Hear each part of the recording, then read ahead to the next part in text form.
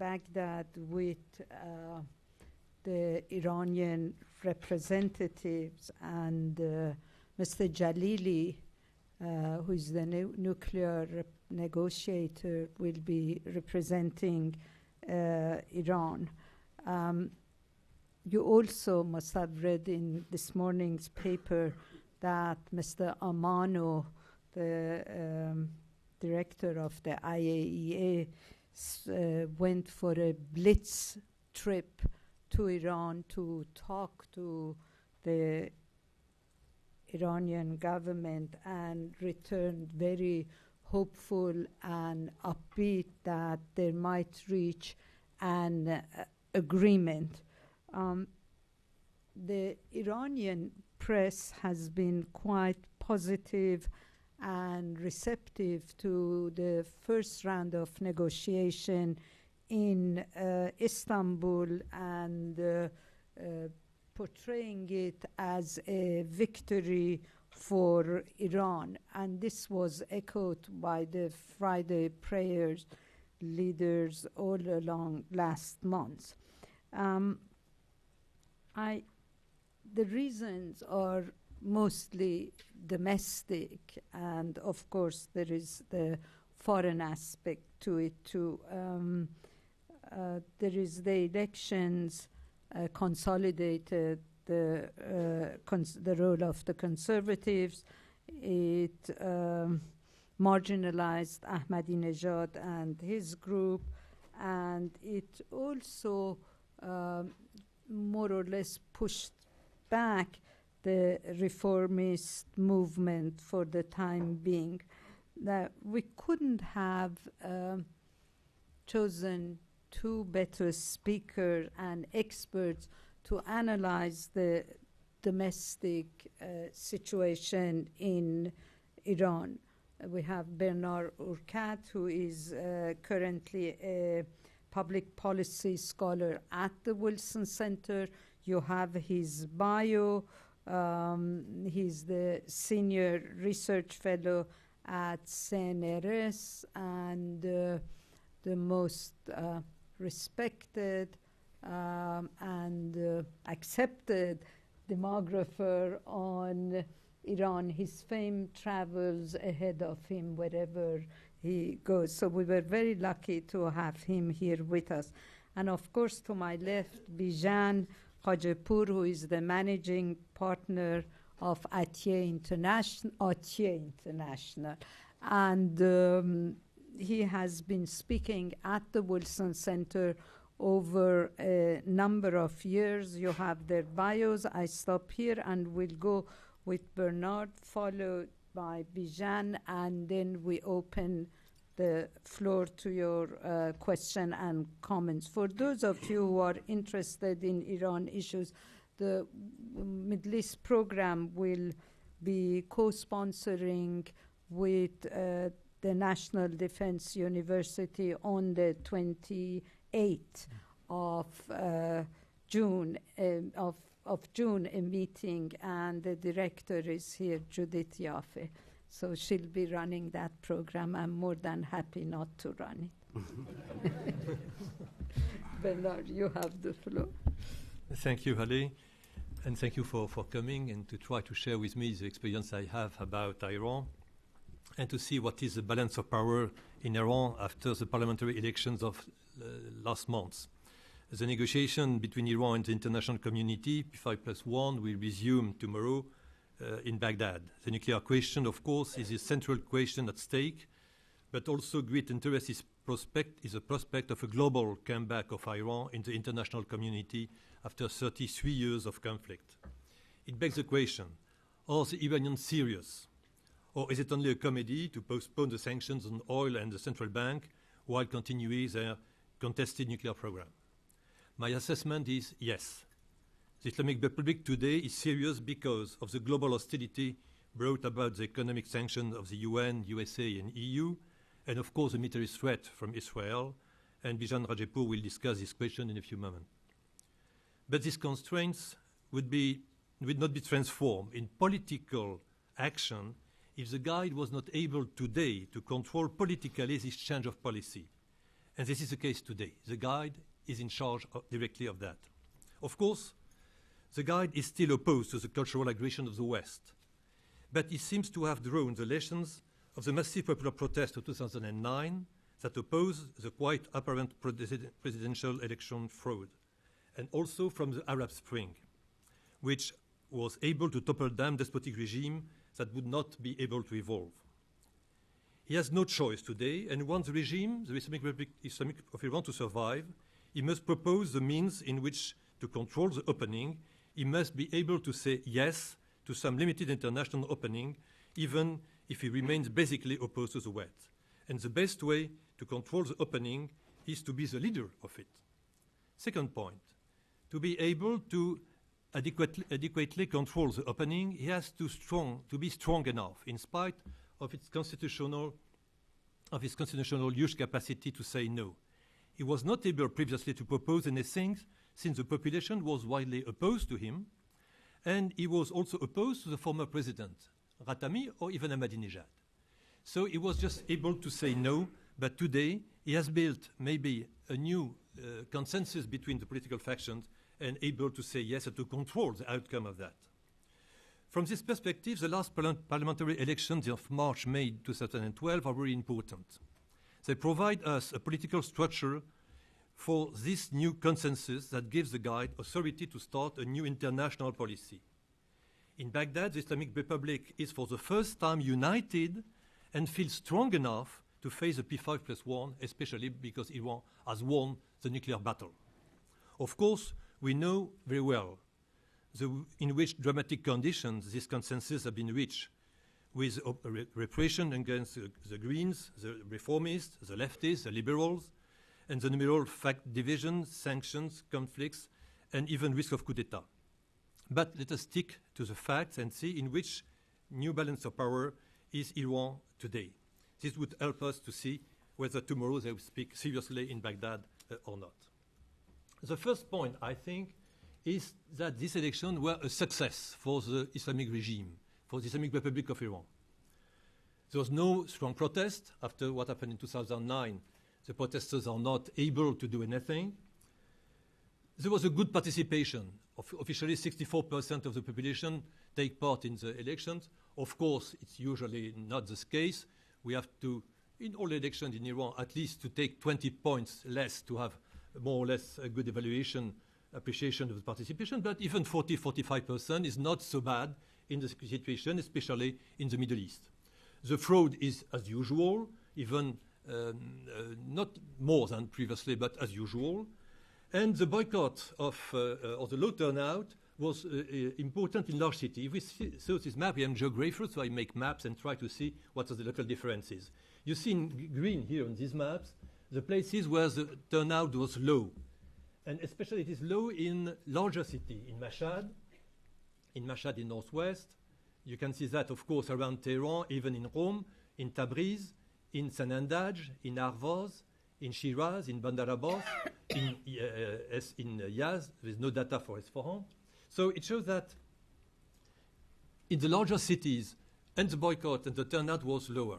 It will have some strong consequences. But as a matter of fact, these elections in the Middle East of today show that Iran is a sustainable regime. After 33 years, Iran is able, with carrots and sticks, to maintain its power. Second point. The winner of the elections is not a political party having won 80% of the vote, as it is usual in most of the democratic revolutionary countries of the Middle East. The winner is not so much the representative of a political faction directly supporting the leader, but it shows the political consensus built up by the leader. It shows a blur situation of and the balance of power. We can have here, in red, the political faction supporting directly the guide, the Paydari Resistance Party, United Resistance and Resistance Party, the Motahed, and the United, but only supported the guide, and we come back on these points later. But we have got on the other side of the parliamentary room, the independents, who are 150, the most important political group, or declared group in Iran today, and of course some reformists and some diverse people. So these elections show that there is a sort of a consensus. There is no strong opposition, and all the candidates, of course, supporting the guide today. They have no strong opposition on one side or the other. But let us go back to every group. We have got here the first group, the Mottahed, the JP Mottahed Usul Gerayan, the United Front of the Principalists, of the Conservative. These people are united around the guide, led by Adad Adel, who is the representative of Tehran today, and this united, this cooperative of different political movements are very diverse inside. But the guide was successful in joining a lot of small political parties belonging to the veterans of the past around, Istadeghi, Ghalibaf, Rezaei, Larijani, people from the Bazaar, people, of course, from the traditional conservative movements. So this group of people, the Mottahed, are now with 52% of the Majlis, are more or less leading the parliament, but they are not alone, since they are associated with the Paydari.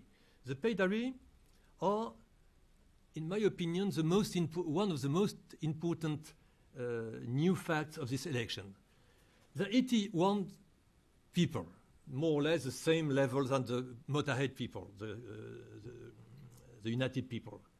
This group were at the beginnings more or less supporting Ahmadinejad, but they are basically supported by Mesbah Yazdi, who is one of the most radical ayatollahs in Iran, and also very close to Hussein Taqib, the leader of the Bureau of Intelligence of the Pasdaran.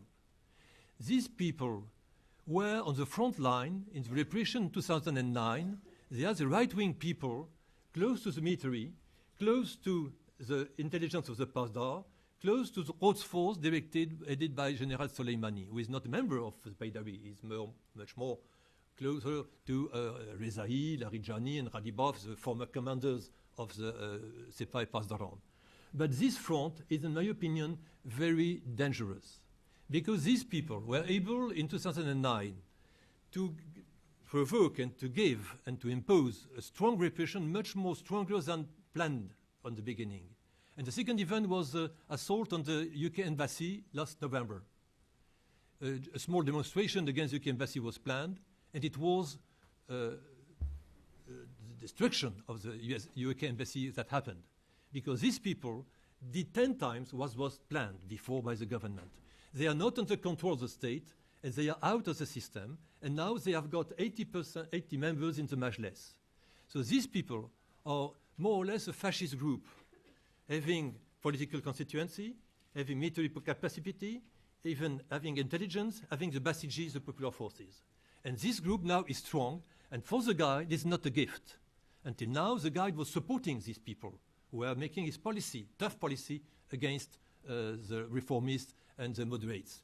But today, since the guide has, for different reasons, has to cope with the international community, has to make an agreement, these people, of course, are out of the game. They are opponents, supporting officially the guide, but they have got the tools to be opponents.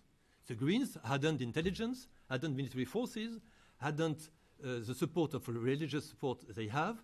So the Greens have been defeated easily in 2009. These people would be much more difficult to be toppled down if they take the power.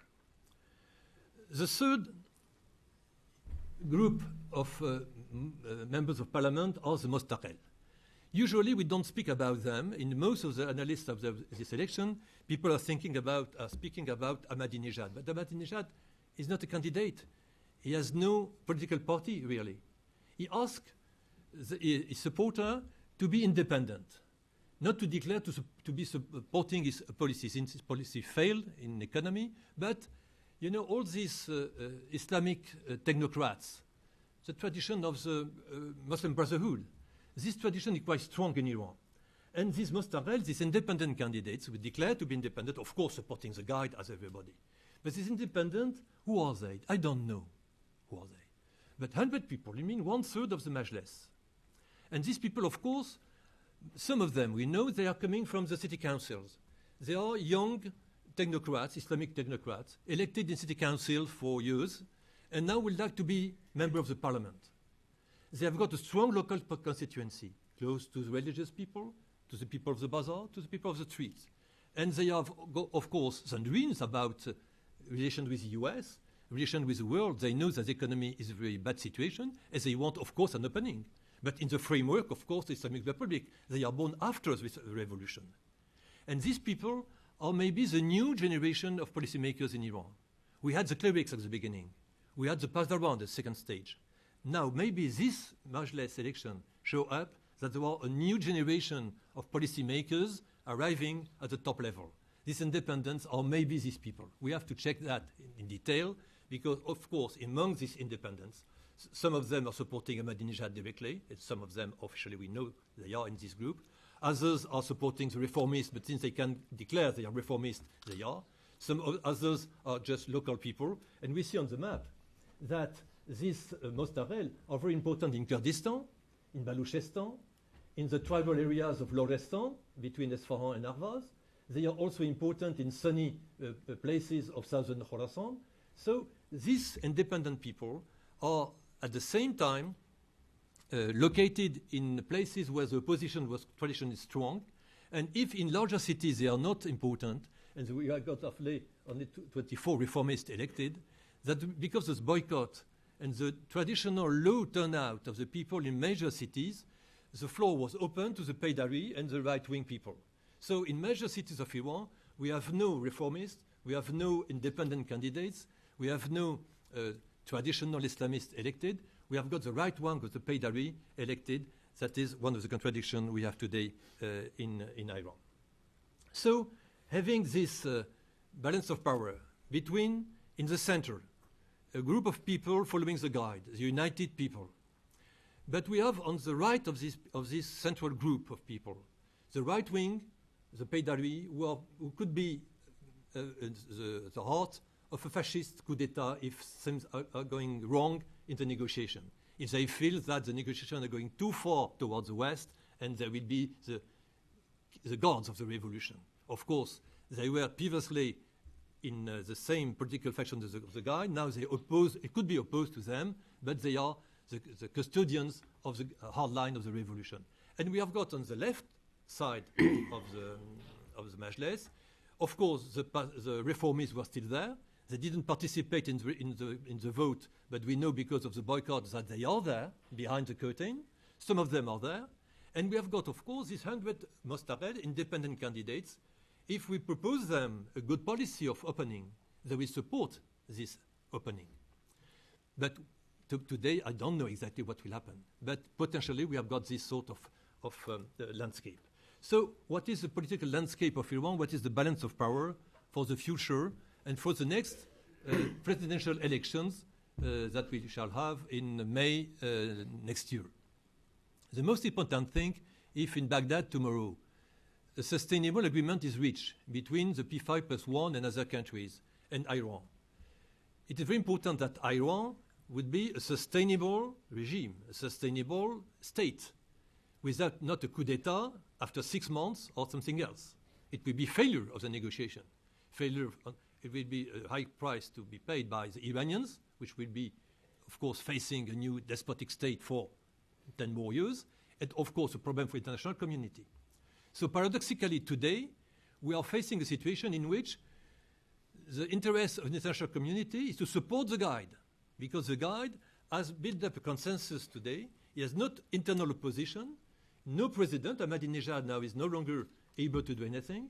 And it is important that in the future, the next president will be close to the guide. And of course, we shall not have, in my opinion, a reformist, a populist candidate able to challenge the guide. Everybody has to be in the mainstream. And what is important is the reason why I think the guide have decided to start with the negotiation, to be serious. Because now he is able to control the outcome. If Khatami 10 years ago, would they be able to make an agreement with the West? All the benefit will be for Khatami, not for the guide. And so the guide would not be able to control the system. The guide is not basically opposed to everything, and this party is followers nor. But now, since the guide is able to open the door, and in the framework, of course, the Islamic Republic of Iran, it is not the time for dreaming, maybe he will be able to follow up a strong politics of opening step by step. Of course, Iran will not be a democratic state within 2 weeks. One of the most important candidates is Haddad Adel. He is a former Speaker of the Parliament.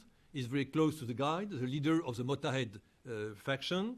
He is the best elected in Tehran, and he is an intellectual. I met him when he was a scholar. He was a good guy as a scholar. I don't know if it would be a good guy to control the right wing and the Paydari. If the Paydari are not happy with the negotiation, would it be strong enough to support the Guide and to stop a fascist coup d'etat? Another person would be Ali Salehi, a technocrat, the winner of the battle of the nuclear issue. He was in charge of nuclear issue. He's a winner. Iran now is allowed to enrich uranium. It is a matter of fact. So it would be a possibility for him to be also a good candidate, not right, not left. But about the Pasdaran, we know that Larry Larijani, Rezai, or Radibov, the mayor of Tehran, are the trio, the troika of the former commander of the Pasdaran, strong competition between them, but they are brothers on the front.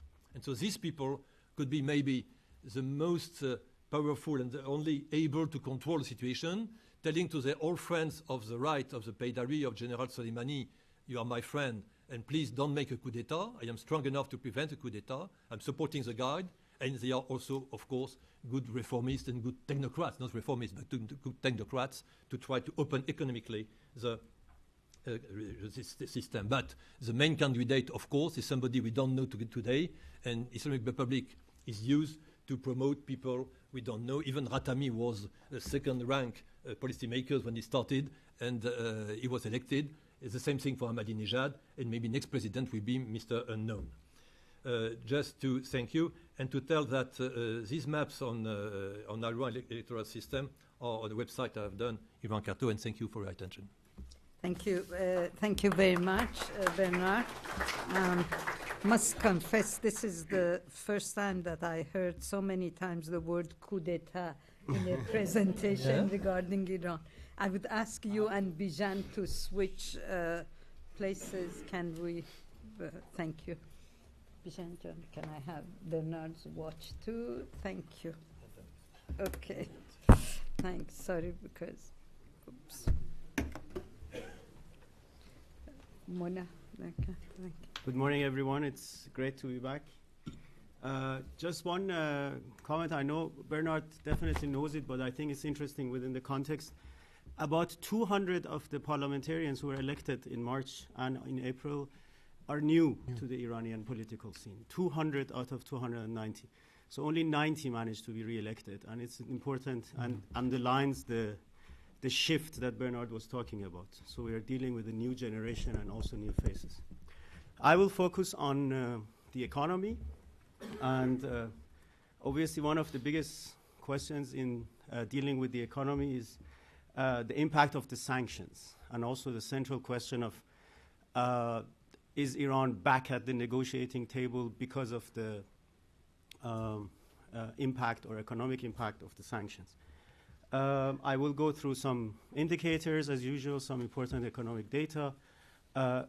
We'll take a closer look at the energy sector, because I think the developments in the petroleum sector of Iran had a lot more to do with the sanctions and with the decision to de-escalate external relations than anything else, but I will explain that as we go forward. Let me start with some introductory remarks. There is no question that the sanctions have had effects or a negative impact on the Iranian economy. I mean, no one is disputing that. The big question is, did they have, and I will get to that, did they have the effect that was desired originally?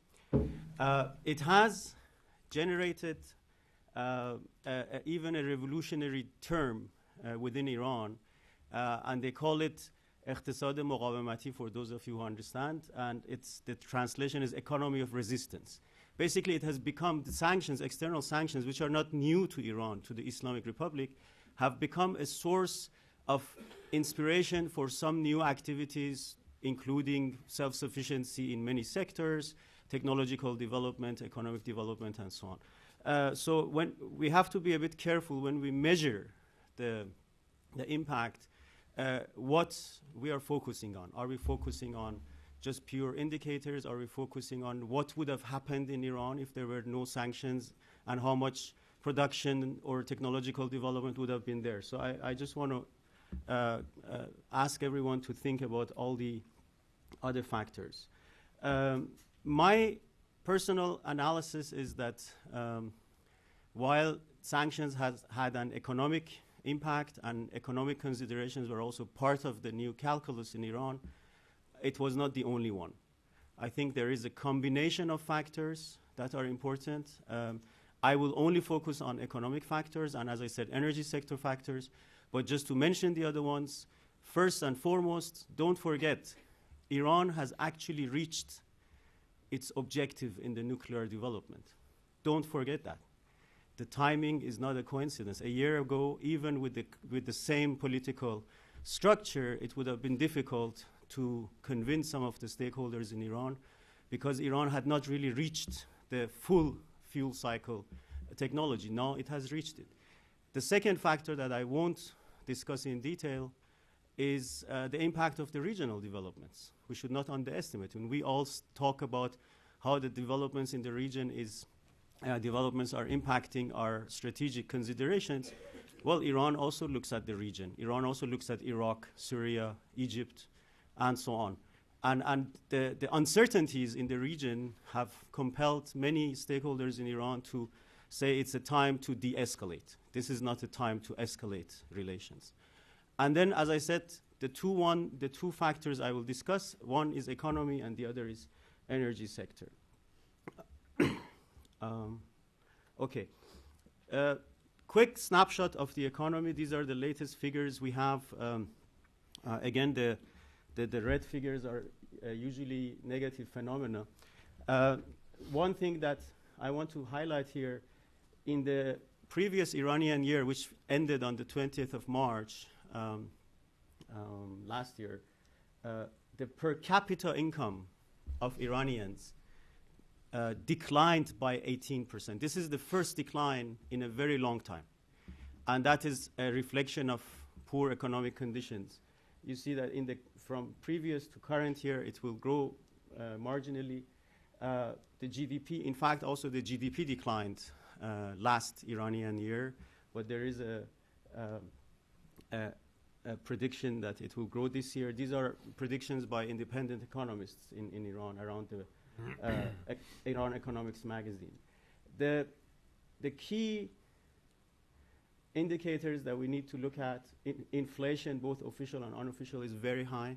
Official at 19.2%, unofficial 27%. And this year, this current year that started in March, we are looking at an unofficial inflation of over 30%. Again, we never, this is the first time since 1994, 95, that Iran has reached that level of inflation. And again, that shows the problem.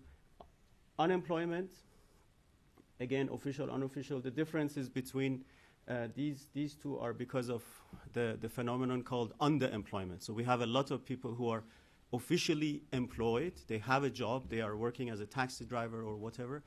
But they feel, they consider themselves as unemployed because they were trained to be an engineer or a doctor. So underemployment is added. So if you include underemployment, we are looking at about 20% unemployment.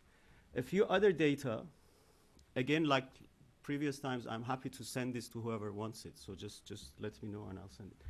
Some other data that are important. Youth unemployment, this is official figure. This is very important. As unofficial, it's probably higher.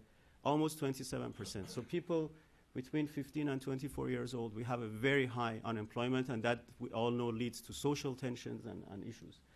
Another important finding, I saw it for the first time that they actually singled it out, the Statistical Center of Iran. If you take different age groups and look at the unemployment between males and females, female unemployment in each age group is almost double that of male unemployment. So you see that there is definitely a disadvantage towards female unemployment. Contribution of the different sectors to jobs. You see Iran is still mainly a service economy. Almost 50% of the jobs come from the service sector. Industry, including oil, is 33%, and agriculture almost 20%. significant figure that you hear, and also I saw the Iranian Minister of Economy was here, I mean, at the World Bank meeting, and he kept saying, you know, we have this huge export volume, which is true. Iran exported $131 billion of goods in 2011. This is a record for Iran historically. And the main reason has to do with sanctions as well. Iran exported almost $50 billion worth of what they call non-oil exports. In fact, it's non-crude oil exports because it includes gas and petrochemicals as well, but it's non-crude oil. Non-crude oil has risen enormously because Iranian merchants need the export income to pay for their imports in the absence of banking relations. So again, when we think about the impact of the sanctions, in some areas, these sanctions have actually empowered the Iranian economy because they need to export more to be able to import. So it sort of circumvents the banking sanctions because you have export revenue which you can use for your importation. Other important facts, top trading partners, and I just wanted to highlight that Iraq is now the top export market for Iranian non-crude oil exports. It's number one. And again, this is a phenomenon we have to look at. Let's show you a couple of cartoons which I think show the mood in Iran. This is from an Iranian newspaper. I just added these words because these were Farsi. This is the status of the economy, the whole load being on the shoulders of the society, the government sleeping, not doing anything, and this is really the perception, and the banks just taking money out of the society's pocket without really doing much and carrying the weight. And this is really how a lot of people feel in Iran, a lot of pressure on citizens, especially because of the subsidy reforms. I will come back to that. And now that you're in the mood, I'll show you another cartoon which I found interesting, which is this one, the impact of EU and US sanctions, saying the more you squeeze, the bigger my head gets. And that's exactly the point. You know, we squeeze and we sometimes don't know what other things come out of the process. Let's have a quick look at some of the important indicators. And I know there has been a lot of people keep referring the Iranian rial has collapsed and so on. We need to be a bit more nuanced in some of the analysis. First of all, this is the situation as of today, actually. So this is the official rate, which now stands at about 12,000 rials to the dollar. And this is the unofficial rate, which really collapsed between November and February, but then has somewhat stabilized. And I will show you why these different hikes happened, because I think it also is a reflection of how the economy and business confidence is actually connected to political and also foreign policy developments. So let's have a closer look at the unofficial rate. This is the unofficial rate. At this moment, so May last year, exactly a year ago, the differential between the official rate and unofficial rate was really minimal. Let me just show this. See, they were almost together. And in fact, in June, there was an official devaluation by about 10%. And at that moment, the two rates were actually together. But then the whole discrepancy started. And let's see why. First of all, end October, early November 2011, came the announcement that the US will sanction the Central Bank of Iran, and the EU will introduce an oil embargo or oil purchase sanction on Iran. This was the reaction of the market. Immediately there was panic, there was uncertainty, and people reacted. The second one, and this is in a way showing that it's not always about sanctions and external pressure. The reaction here, in my view, was because of the sanctions on the one side, but also because of all the uncertainties that were emerging because of the elections. We were going to have elections on the 2nd of March. There was a lot of infighting, a lot of uncertainty, all the things that Bernard just explained. People didn't know which way the country was going. And the real collapse came in this phase between November to February, before the elections. Then After the elections, when the feeling was and the analysis was the Ahmadinejad camp has been marginalized, and it also was, public knowledge. It was not a secret. More and more signs that Ahmadinejad is being marginalized. You see, the rate actually really eases back to a new level, which was about 19,000 riyals there. And then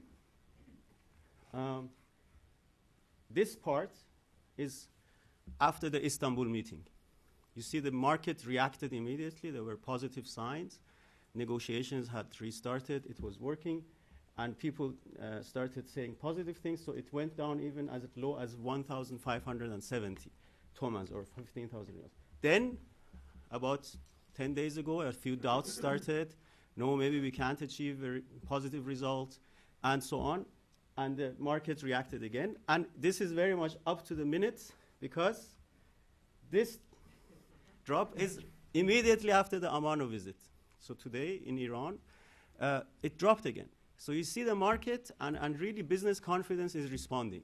And it's obviously something that a larger number of key stakeholders, business stakeholders in Iran, are participating. It's not just the simple people who are buying and selling dollars or other hard currency. It's really the big business conglomerates and the government itself. So it's really important to understand that that is there. And I believe that these two rates, like if you go back to these two, if the negotiations move forward positively, the gap will close. The government will have to officially devalue the real, but also the unofficial exchange will relax. Okay, so I mentioned most of these.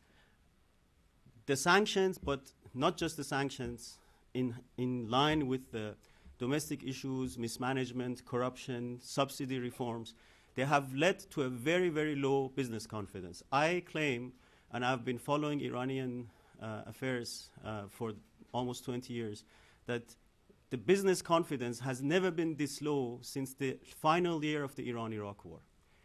And when you go back to the final year of the Iran-Iraq war, the decision was to accept the ceasefire with Iraq.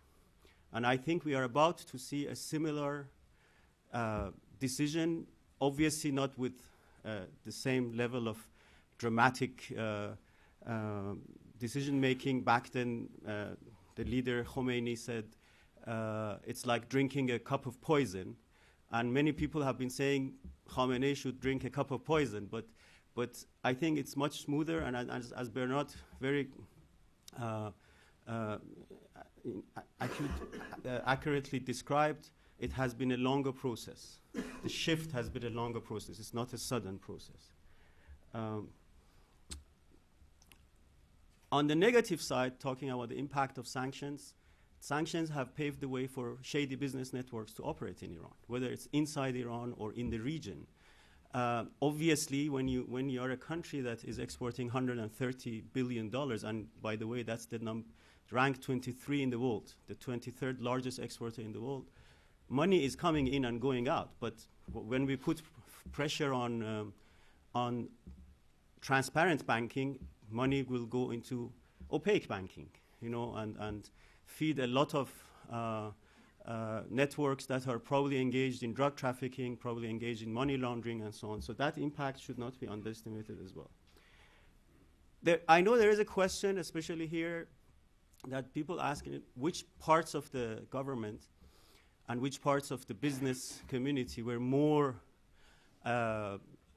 undermined by these sanctions. I want to say one thing. Business interests in Iran, especially when you go to the larger business conglomerates and interest groups, are so multi-layered and are so opaque that it's difficult to measure this. So, for example, if you have a business conglomerate that has some industrial units in Iran, but also some trading and distribution companies in the region, yes, you are putting pressure on their activities in Iran, but you're actually facilitating their activities in the region because of indirect importation, indirect exportation, banking facilities, and so on. So it is extremely difficult. But one thing can be said, and that element for me is the main reason from an economic perspective. That's the impact of the sanctions, and not just the recent sanctions, the impact of the past 7-8 years of sanctions on Iran's oil production capacity. And I will discuss that in a minute. That, for me, is the single important reason. And we all know that the oil economy has a direct or indirect impact on every other business sector in Iran. So even if as a business conglomerate you feel, the net impact of sanctions has not been negative, but you know that if the oil income will drop and oil capacity will drop, a lot of business interests inside Iran will be undermined. And that is, I think, what has played a major role.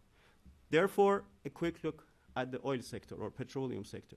Iran currently produces basically the production capacity is 3.5 million barrels per day. The natural gas production, which many people forget sometimes because we all talk about oil all the time, but gas right now, if you translate gas production into oil equivalent, our gas production is actually higher than our oil production. But most of it is consumed domestically. In actual terms, it's 530 million cubic meters a day of gas production in Iran. Now, the fact is that the oil production has been in decline for a few years. 5 years ago, it was at 4.2 million barrels a day, and it has been declining. As I said, currently 3.5 million barrels a day, and if no new major investments and technologies come in, the projection for the end of 2013 is 3.1 million barrels a day. Now, every barrel that the production capacity goes down takes away some asset from the Iranian economy, and that asset is taken away from the whole economy, not just the government, the whole economy. And their sanctions and the fact that many Western companies have not really invested in Iran have played a major role. There is no doubt about that. Gas production, on the other side, will increase at a very slow pace, but it is increasing. There are so-called South Pars phases that are coming online. But more important than gas production capacity is gas or generally energy savings as a result of the subsidy reforms. I will come back to the subsidy reforms in a minute. But the fact that the subsidy reforms, the increase of actual pricing for energy and fuel has had a positive impact on saving gas consumption. And whatever Iran saves in gas, domestic consumption, it can basically free up oil and also gas or other forms of energy for export. So there is an interdependency.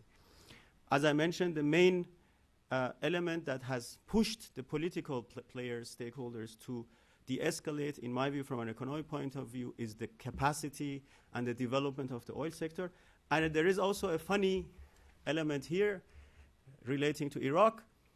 The Iranians get very nervous when they hear that maybe within a year Iraq will produce more oil than Iran. And that would happen if everything remains the same. Iran will go down to 3 million, and Iraq is already about to hit 3 million. So the Iraq psychological element is also important. So impact of the oil, now the specific EU sanctions that will hit Iran on the 1st of July. First of all, an end to EU oil purchases from Iran is not an end to Iranian oil exports. I mean, we have to understand that. In 2011, the European companies or countries purchased 26% of Iran's exported oil. In my view, Iran can find substitutes, sometimes even indirectly through third countries, and also some of the loss that Iran will experience as a result of losing contracts will be compensated through higher than expected price. I will show you the price development in a minute. This was the 2011 distribution of buyers of Iranian oil. EU, as I said, 26%, Japan 11%, China 24%. You see the rest. And as you know, in the meantime, you have followed that most of these countries in light of U.S. pressure and U.S. sanctions, have announced that they will reduce, or they have already reduced purchases from Iran. But if you just think about it from the perspective of the international oil market, we are already at a time when we have so many other irritations. We have Sudan, the Sudan situation, we have Nigeria, we have Syria. It's very difficult to imagine that you can take away the Iranian oil production from or exports from the market, and that these buyers will get oil easily from elsewhere. So I think there will be a lot of cosmetic change. Maybe Iranian oil will go to a lot of traders or through third countries, and Iraq is a candidate there to, to come in as a third country. So we should understand that it's not that easy to sort of eradicate Iran as an oil exporter and say, well, this way we put pressure.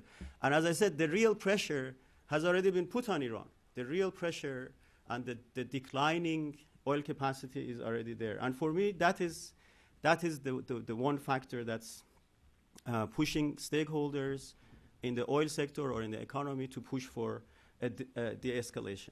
Just very quickly, just to show you, this is the development of the Iranian oil price. Iran's budgeted oil price is $85, and this is how Iran has been selling over the past few months. So it's always, and essentially Iran gets something like $15 to $20 billion surplus because of the additional oil price. And that is why also historical record, Iran's current hard currency reserves outside Iran, 150, not necessarily always outside, but hard currency reserves, $104 billion. And this is an IMF figure. It's not an Iranian figure. So very quickly, subsidy reforms, and then I will conclude. From a socio-economic point of view, the subsidy reforms have been a disaster in Iran. I mean, some of the economic disillusionment that led to non-participation in the elections and the anger of the people, and maybe also pushing for new faces, is related to the economic conditions. Main losers, urban middle class. I mean, you just need to look at some consumption figures in Iran, and you realize that the urban middle class does not have the same purchasing power anymore. The industry has also suffered, and there are a lot of companies that are going bankrupt because of higher energy prices. In the original plan, the government was supposed to compensate some of the industrial outlets, but that hasn't really happened because the financial calculation didn't materialize. If the exchange rate is not officially devalued, a lot of Iranian exporters will also start to suffer because of the situation. And in the past, Iran's lower energy prices were a main competitive advantage, which is not the case anymore. It's interesting that I think as a result of lobbying from the Iranian domestic industrialists and merchants, Ayatollah Khamenei declared the current Iranian year the year of domestic production and domestic capital, so which Ahmadinejad has neglected completely in most of his plans when you look at the trade policies and activities. Obviously, the decline of the industry will lead to further unemployment, which is, again, a problem. And it's to show you the disagreement inside the regime, the parliament has actually stopped the introduction of the second phase of the subsidy reforms, which would have been another hike in energy prices. So it's a problem. And just to show you the problem very quickly, this line here is the real amount of the cash handout that the government was paying to each citizen. Last month they increased it. But it's interesting that if you measure the purchasing power in gold, the purchasing power in the price of 1 gram of gold, here, when it started December 2010, you could actually buy 1 gram of gold with the 1 monthly handout. Even with the hike,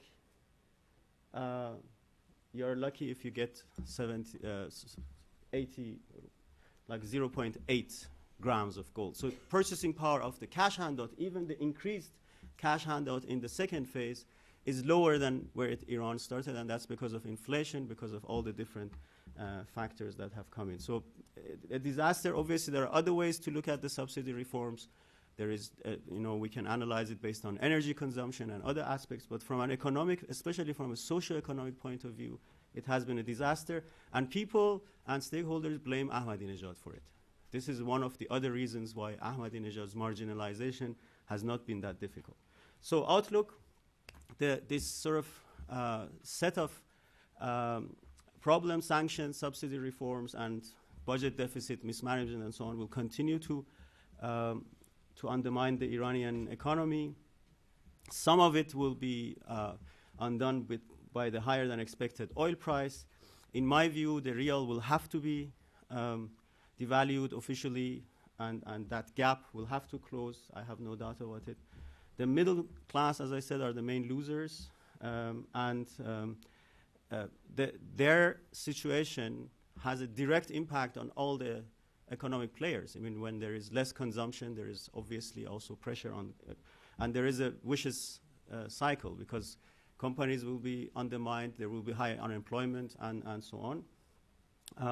In my view, that's the main reason from an economic point of view, beside the energy factor, that economic interest groups, including the Revolutionary Guards, because the Revolutionary Guards are one of the key economic players, and they also have a lot of businesses, for example, the telecom business, that is undermined by the current economic misery inside the country. So they will continue to push for de-escalation and moderation, and all the other factors, in my view, as well. So I'm relatively optimistic that Iran is serious about this de-escalation, and I hope that it will move in a positive direction. Thank you. Thank you very much, Bijan. So, let me ask the first question to both of you. Bijan, you said Ahmadinejad more or less is being blamed for the mess up in the economy. We know, Bernard, that he's a lame duck president, but we also know that he's a fighter. He's not going to give up easily. Suddenly he landed in Abu Musa when, the last thing Iran wanted would have been a confrontation with one of its neighbors, and it didn't go down well, especially since there were some behind-the-scene negotiations.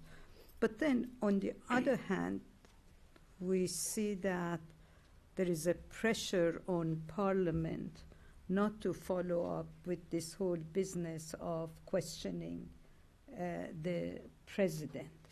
So what is your take on the role of Ahmadinejad between now and March? Bernard, let's start with you and then... Thank you. First, I've forgotten something, that nothing would have been possible without the help of my intern, Stacey Hubert, who helped me a lot to deal with all the data from the elections. Ahmadinejad, I think that we have always, for the beginning, overestimated his role and his policy.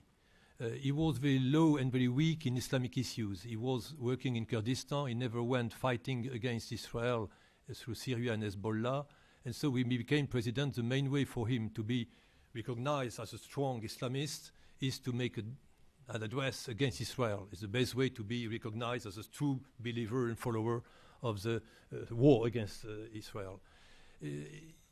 Ahmadinejad, at the end of the day, has not, in my opinion, a strategy. I met people who were about to become members of his cabinet and they disagree with that, saying that Ahmadinejad is a good technocrat, maybe a good Muslim, but he has no strategy. He thinks things day by day. And we can see that about the subsidy reform. The subsidy reform is a good reform.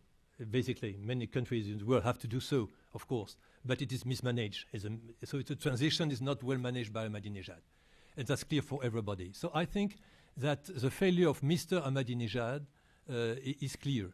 But I try to say about the independence, this people born after revolution, having a degree, a master degree in this and that, or even a PhD, having no international experience, having an experience of the economy from the bottom in city councils or in small-scale industry, these people are now rooted here. They are there. And maybe Ahmadinejad would become a sort of, not a leader, but a reference for these people. He was missed, he wasn't helped by the clerics. He was hated by the commanders of the Pazaran. He was not a member of the elite. And so he could be a good representative of these new middle-class Islamic provincial people, all living in the suburbs of these cities. And especially now, when he went to Abu Musa, of course, it was a way to, it was sabotage. But it is also a way to show up that today, what is at stake in international policy is no longer Israel, but the Gulf, the Persian Gulf. That's important, face-to-face with Saudi Arabia, after the withdrawal of the UK, the troops of the US from Iraq and Afghanistan in a few years. So I think Ahmadinejad has not the capacity today to do anything. For the last 10 months, he will be just able to follow up what he did previously, since he was one of the first leaders to try to have an agreement with the US 3 times, and the guy said no. And now, since the guy is making the policy he did previously, he cannot be opposed to that. And he has not the capacity, political capacity, to take profit of that too late. The elections in the Majlis occurred, and Ahmadinejad himself is not able to take this independence strongly to do something. He's too weak today. Bijan? If we analyze how Ahmadinejad got to the position where he is and what happened since, we know that he represented a number of networks of power, and Bernard mentioned the most significant one, which is the network around Misbah Yazdi. We know today that there is not a direct link between those two. I mean, there is a lot of cooperation. Obviously, they have worked together, but as Bernard very correctly said, Misbah Yazdi and his network have generated their own platform. They will probably also produce their own presidential candidate for next year, completely independent of Ahmadinejad. So, but Ahmadinejad still represents some of the networks in Iran, and if you try to analyze the objectives of those networks, of what they wanted to achieve through Ahmadinejad, it was mainly of economic nature. I even believe the push for better relations with the US was of economic nature rather than of political or ideological nature. So what could happen now? I think Ahmadinejad knows that, and also the people behind him know that politically this is the beginning of the end, but they could push for economic interest. And I think that's what will happen, that between now and 2013, the Ahmadinejad network will push for some economic interest, and you see the indications. Those of you following Iran, just follow this whole farce about Saeed Mortazavi becoming the head of the pension fund, so Social Security Organization. Social Security Organization is one of the largest economic conglomerates in Iran. Because of demography, they get a lot of inflows, and they have a lot of companies. And all it takes is to have one of your guys at the head of that organization for 6 months. I'm sure he will disappear. But after 6 months, he would have probably sold some of the companies to his own network, bought some other companies, so shifting. So the whole process that I see is Ahmadinejad, in my view, after his presidency, will be appointed to the Expediency Council. That also explains why he started going back to the Expediency Council after 6-7 years. But the network behind him, they will settle for very concrete economic interests. And I think the regime as a whole, to keep the situation calm, will go along with that. Okay, thank you. Let's open. Barbara, just wait for the mic, please. First Barbara, and then the lady in the back. I just see a hand. I think it's Mushira. Okay, Barbara. Hi, thank you. Barbara Slavin from the Atlantic Council. Thank you for your presentations.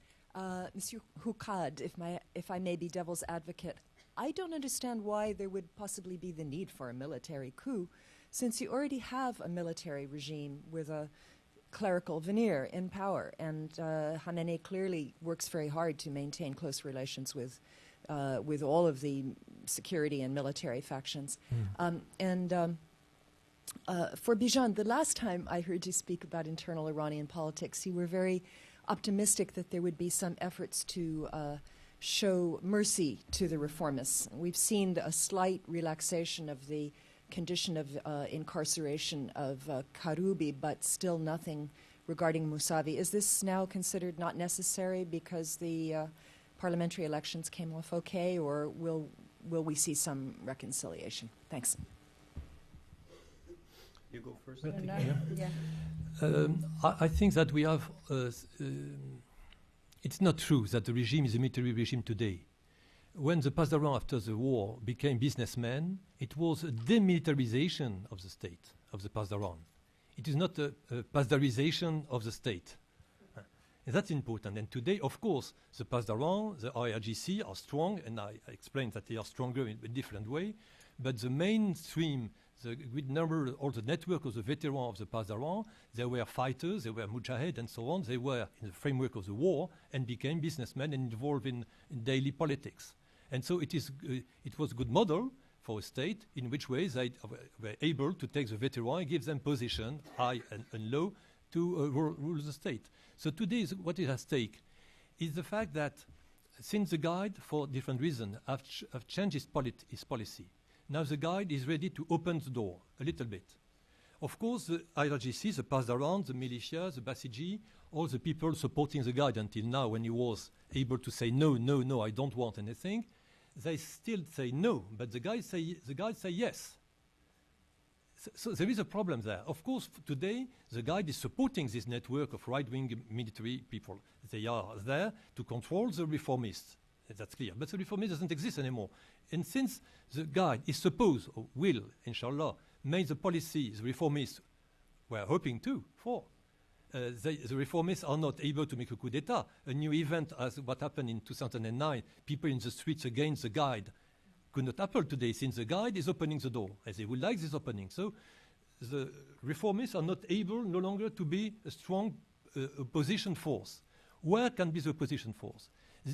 By opinion today, I don't say a coup d'etat will occur tomorrow morning, but what's the problem for the guide? Is that because of sanction, if, as Bijan told us, there is a long tradition of black market in Iran. Even again, with the sanctions, things are going through Dubai, through here and there, so Iran is working.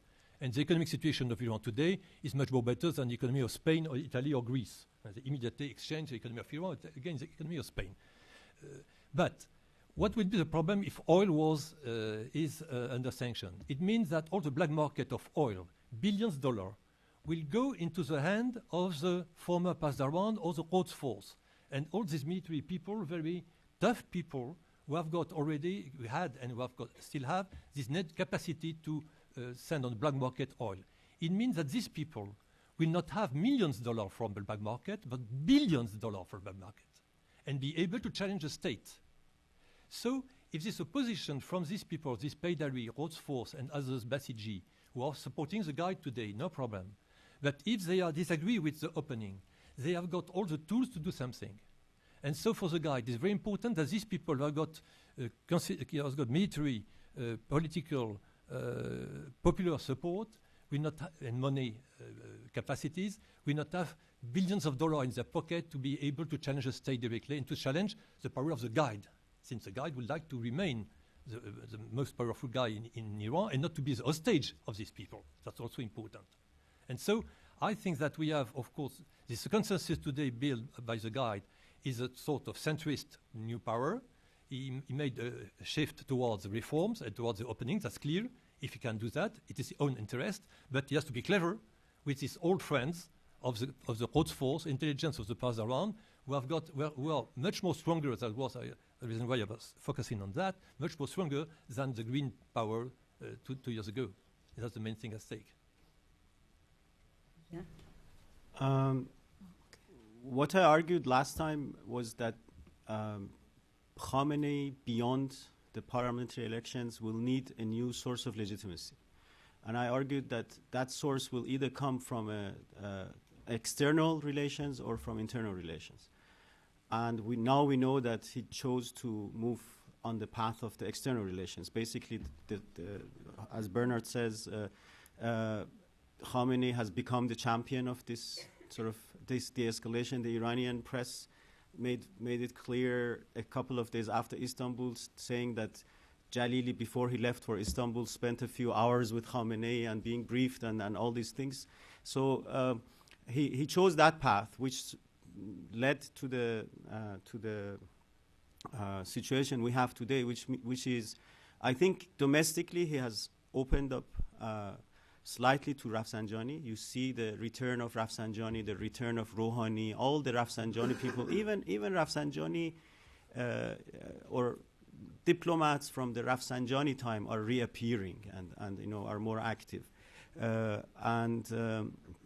It's important to understand that dynamics. But he did not go, or maybe he did not have to go as far as really re-legitimizing himself through a domestic reconciliation. Now, one fact is very important in Iranian politics, and that is that when the regime, and now in this case the supreme leader, opens up externally, the nature of the regime is in a way that you have to close domestically. Basically, the idea is to monopolize. But so if you are becoming the champion of a success externally, you don't give a lot of space to domestic competitors. And I think that answers the question, that now that he has opened up, but I'm sure that if it fails externally, he will have to go to plan B, which would be internally. The lady in the back, was it Moshira? Yes. Yeah. Yes, Moshira Khattab Woodrow Wilson. Thank you for the great presentations.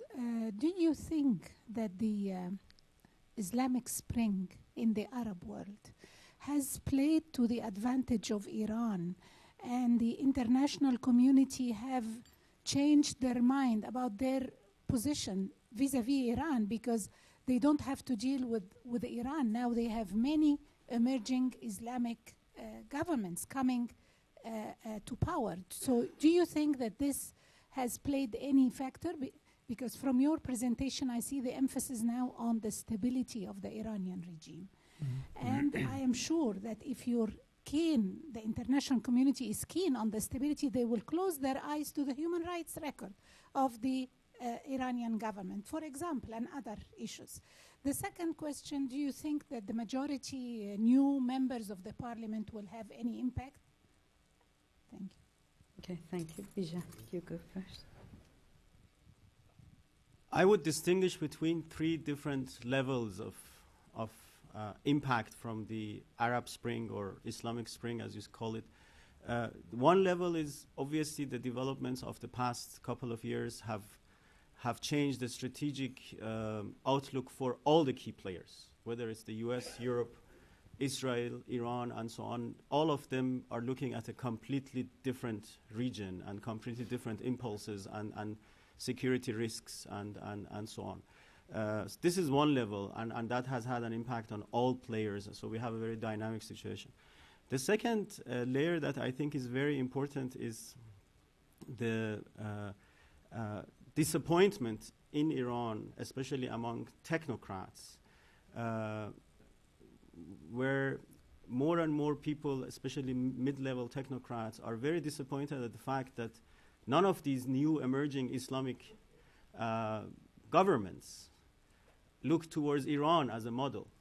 I mean, they look towards Turkey, they may look towards other countries, but they are not looking towards Iran. I mean, they may have good, the new Egypt has better relations with Iran than the former Egypt, but they are not looking towards the Islamic Republic as a model of governance and so on. And I think this has had an impact on the psyche in Iran, saying we must have done something wrong, because up to a few years ago, they really thought that if you sort of took away these dictatorships from these different societies, all of them would try to imitate the Islamic Republic of Iran. So the need for correction is there. I think the third element is the direct competition between Iran and Israel in this region. And I think there the parameters have changed enormously. I think I can't speak for Israel, but I think from an Israeli perspective, if you sort of try to understand the different security risks in this region, maybe it's better to look at closer nations rather than Iran, which is a bit farther. So that dynamics has changed. So the security perceptions and threat perceptions have changed as a result of the event, and not always to the advantage of Iran, sometimes also to the disadvantage of Iran. You can see some of the new rivalries, as Bernard again mentioned, the new intense rivalry now between Saudi Arabia and Iran because of the developments in the Arab region. So I think there are some areas where, because of changing parameters, Iran is behaving differently, and there are other areas where, because of changing parameters, the other players are behaving differently. And the end result is, I think, the majority of players wish to see a de-escalation. They realize that escalation is not to their advantage. Bernard, Yes, I think the Islamic, the Arab Spring is important for Iran, because they have understood that Iran is not the leader of the Arab Spring, and so that's a major failure.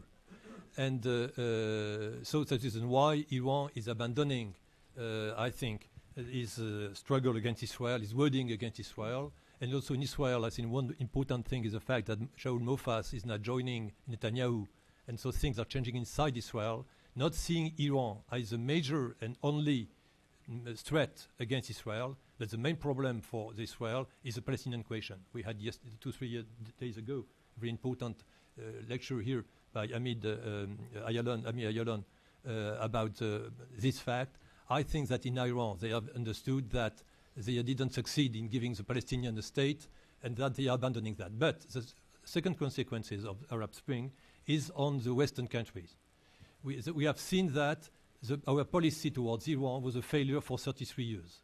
The emerging political Islam was a failure. It was containment, war, sanction, and so on. The outcome of it is that today Iran has a capacity to make a bomb one day or the other. So, and Iran remains a strong country with economic problems, a strong country, the strongest in the Middle East if some major problems are solved. So the policy of the international community changed about the Islamic new power of the Arab Spring. And that it was important because Iran. Second point about the parliamentary election. I think that this sort of tank of 100 people, independent people, could be the basement of the new consensus. I think if the policy is nice, more or less, the opening policy is nice, if the money of oil, and Iran has got a lot of money, Iran is able to give money to the people to make them happy in a short period of time. It is very easy to be Ministry of Finance in Iran. You have money, you just need to give it to the people and not to other nuclear programs or things like that. So I think that today these people are able to go and to strengthen the consensus and to oppose any military change that would occur one day or the other. Okay. Yes, here, please. Here, then Jim Clark, then the lady, then, yeah. Yes. Thank you. Ohad Bak from the Israeli Embassy. I would like to ask about, you spoke about the Jabheh Paidari, and I wondered if there's a link, if you see a link between the new members of Jabheh Paidari to the movement of Hojatiyeh, which beliefly associated to Ayatollah Mesbah Yazdi. Thank you. Thank you.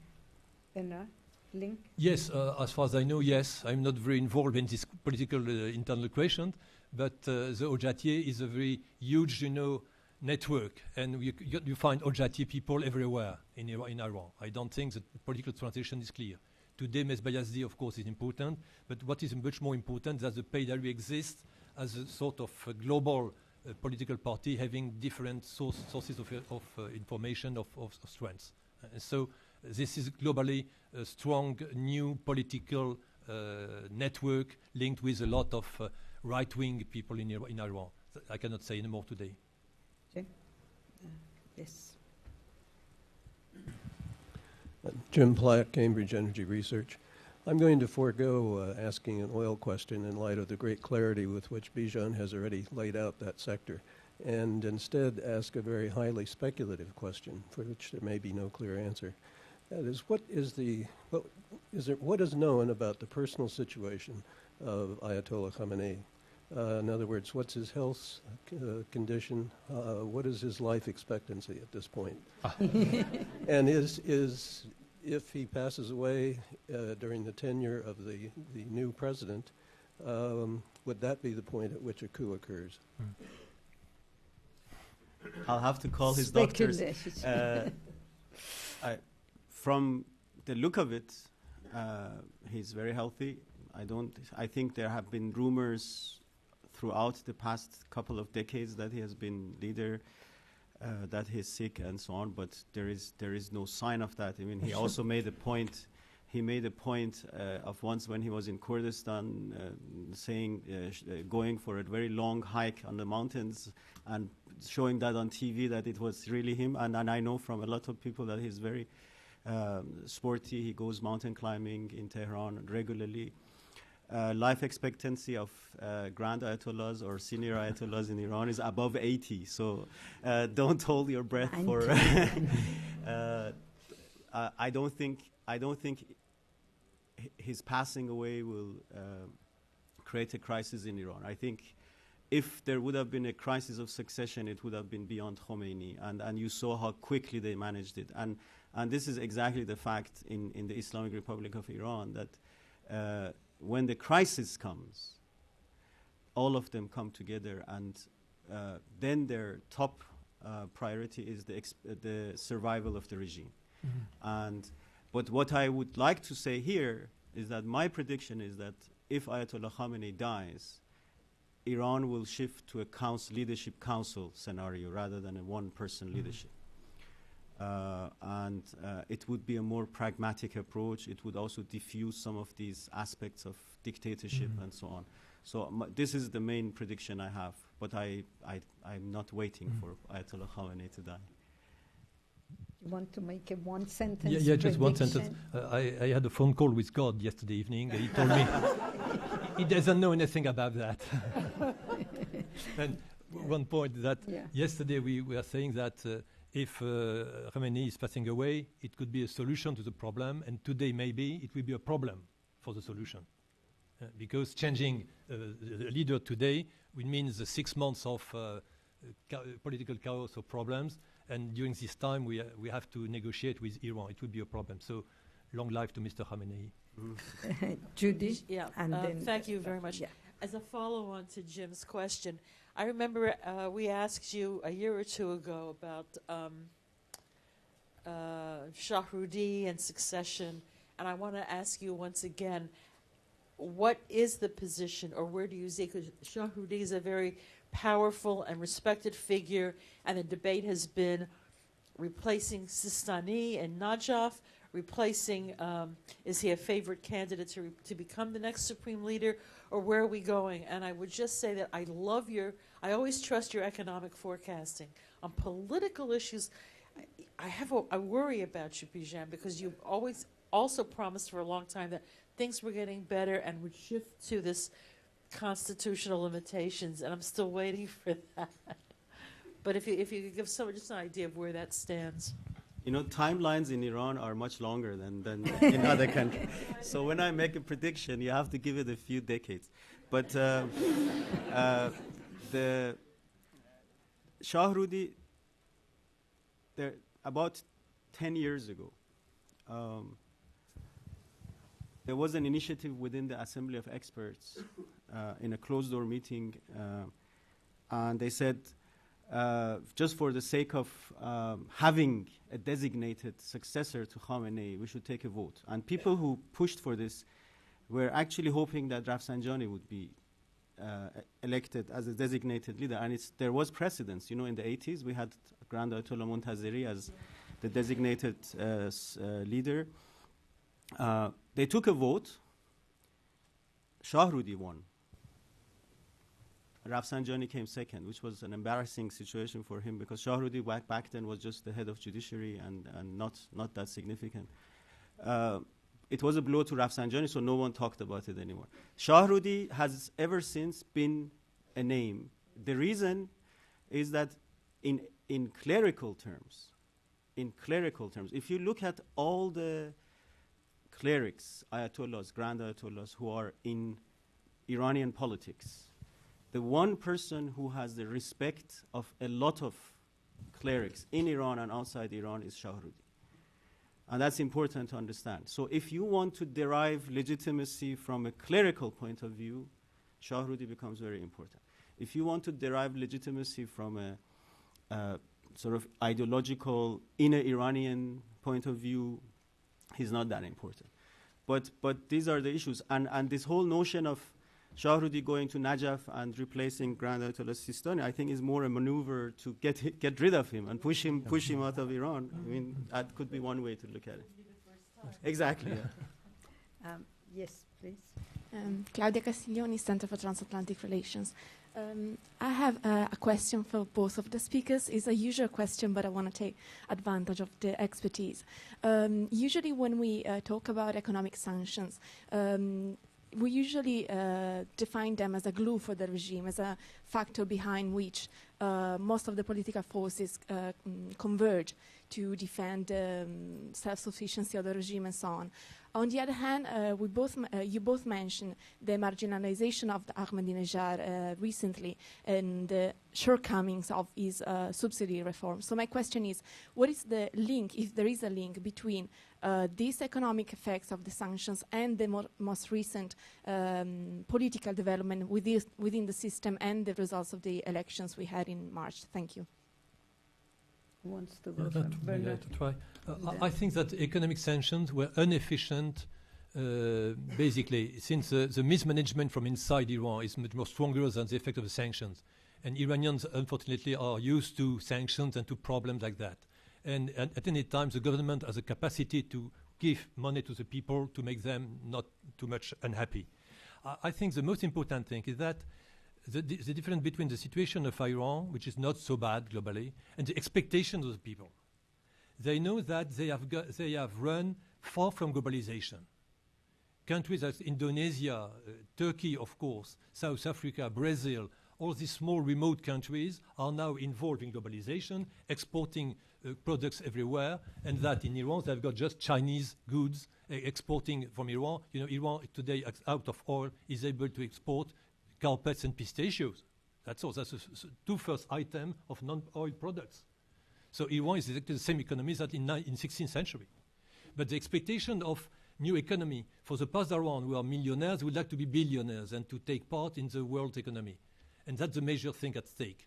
And so the sanctions, the daily sanctions, are of course a problem for the people, for basic economy, for middle-scale industry in Iran. That's a problem. But the problem can be solved by internal issues. The sanctions are basically not affecting the Iranians, but the state of Iran, the nation of Iran, is challenged by the fact that Iran is not allowed to integrate the globalization.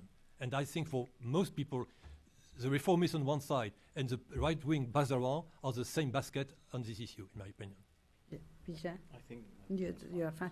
We are taking two questions together. Yes, please, two short questions in the back and the gentleman. Oman Saysan, Voice of America. My question is also a follow-up on the sanction. Mr. Khajipur, you said you see some sort of the same lack of business confidence that we saw right before the Iran-Iraq war, end of Iran-Iraq war. Also, Bernard, you said the effect might not be as strong as we were expecting. So how will this lead, how this going to play out in Iranian politics? If it's similar to the one we saw right before the pressure is the same as what we saw right before the Iran-Iraq war, can it be the potential for a more like more impact and probably grand bargain? Thank you. And yes, please. Yes, Alan Kieswetter from CNO Resources. I'm a retired diplomat. So my question to both of the panelists is, if you take your basic policy that you have portrayed of de-escalation, what does that mean for tomorrow's meeting? Okay, the impact of sanctions or general economic conditions on the political developments in Iran. Obviously, there is a direct impact, but the power structure has changed enormously since 1988. Back then, both the economic players, but also the political players were much less diverse. So it was a much smaller group that interacted and made decisions. Today, it's complicated. You have even within the factions, you just take the conservative faction, you have 6, 7 different subgroups who are following different interests. And it's also important to understand that the decision-making back then was probably more ideological, based on the survival of the regime as a whole, whereas today it's more economic. And we need to understand the nuances of these two. What it means for tomorrow's meeting is that it should not become a failure.